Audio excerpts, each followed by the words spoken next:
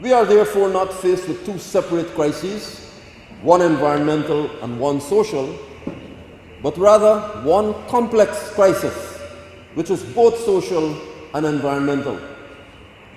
Strategies for a solution demand an integrated approach to combating poverty, restoring dignity to the excluded, and at the same time, protecting nature. How best, therefore, to express the Church's apostolate in being an instrument in the integrated approach by the state, the churches, institutions, communities, families, and individuals for building social cohesiveness and showing respect and care for the environment.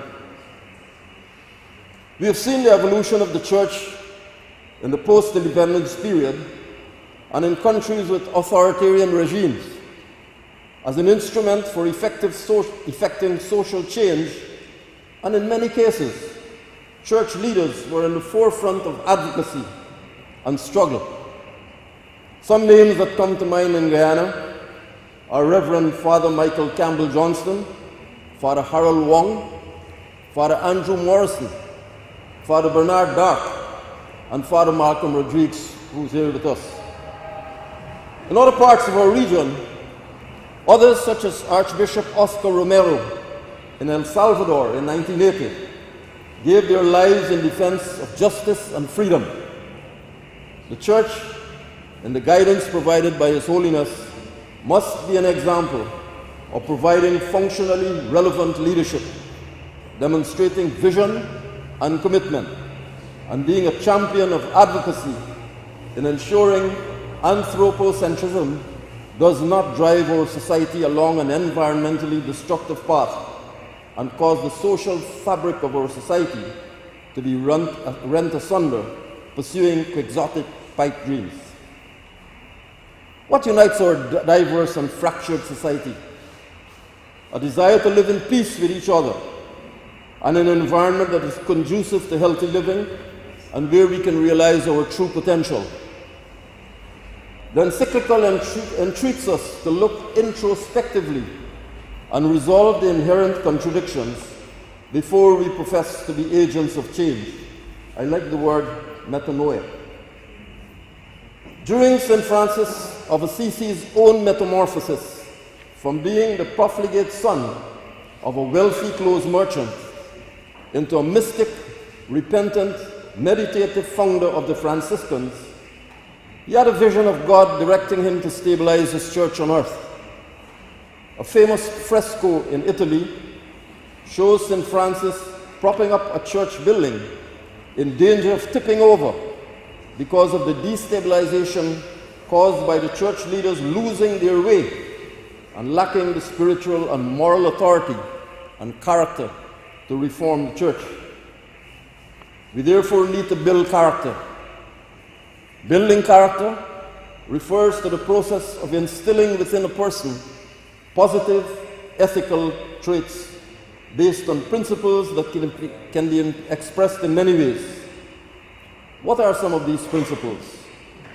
Trustworthiness, respect, responsibility, fairness, caring, and citizenship. Because we are born in ignorance of moral ideals, we must be instructed or trained if we are to achieve a good second nature.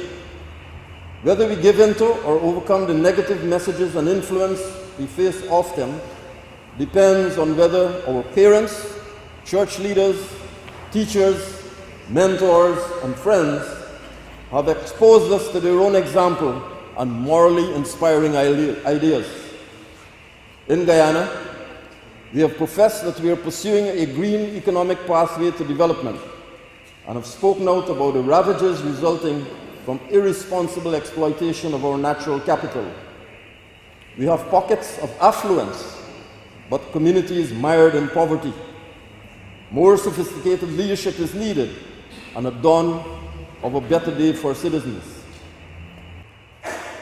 Sunbear, the medicine man of the Chippewa tribe in North America, who died in 1992, I had the privilege of meeting him in Alaska, said, and I quote, I do not think the measure of a civilization is how tall its buildings of concrete are, but rather how well its people have learned to relate to their environment and their fellow man.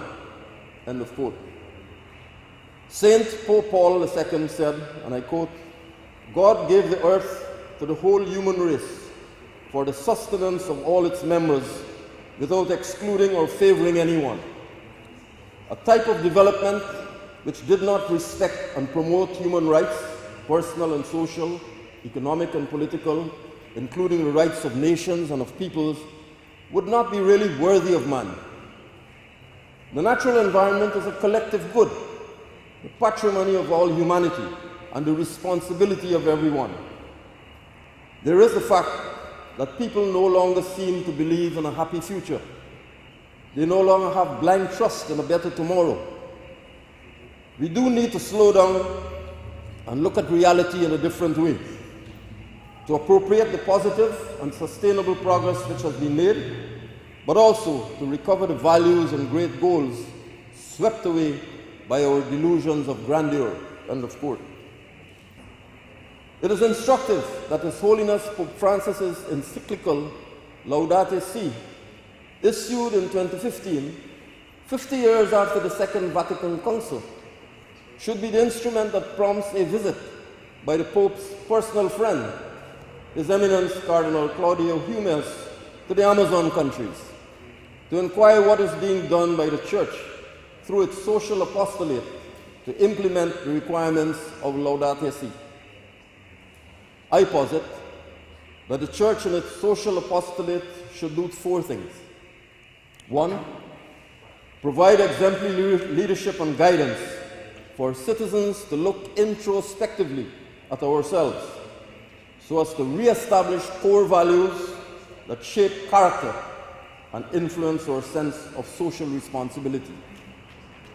Secondly, to work with local agencies and institutions to help to design and construct a new and sustainable foundation for social cohesiveness in our families, our communities, and our nation.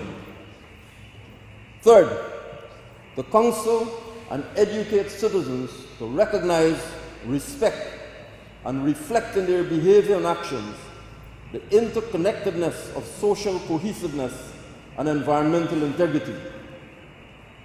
And 4, to be an advocate and catalyst to promote collaboration with all countries who share our common home in this region, to care for our common home, the Caribbean Sea, the Guyana Shield, and the Amazon. Thank you.